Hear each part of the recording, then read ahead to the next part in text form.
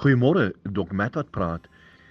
Ek staan 'n bejaarde paartjie in Dophou, seker in hulle 90's, maar die ou baas is regtig gedaan en die ou tannie is besig om hierdie ou baas te help.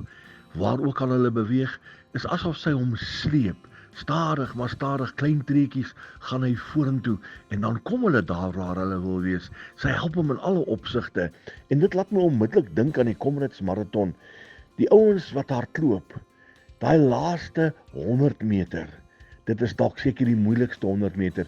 Dan weet hulle die einde is in sig.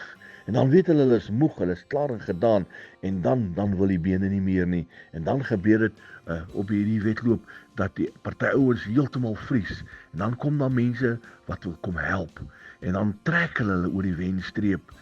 Nou vanoggend is dit belangrik om vir u te sê, dit is nie daar waar jy wegspring met hierdie lewensreis wat belangrik is nie. Ja, dit is belangrik, ons moet ons hart en lewe vir die Here gee, maar dit is hoe jy gaan eindig.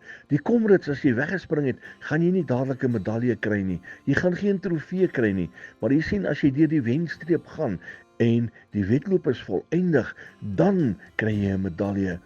Jou medalje wag vir jou, my vriend. Moenie nou opgee nie, moenie moedeloos raak nie.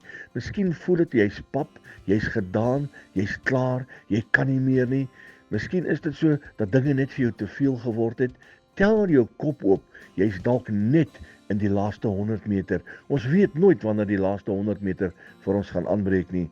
Bemoedig jy vanmôre, hardloop hierdie wedloop, so hard as wat jy kan. Dit kan dalk nie meer lank wees nie. Herlewingsgroete.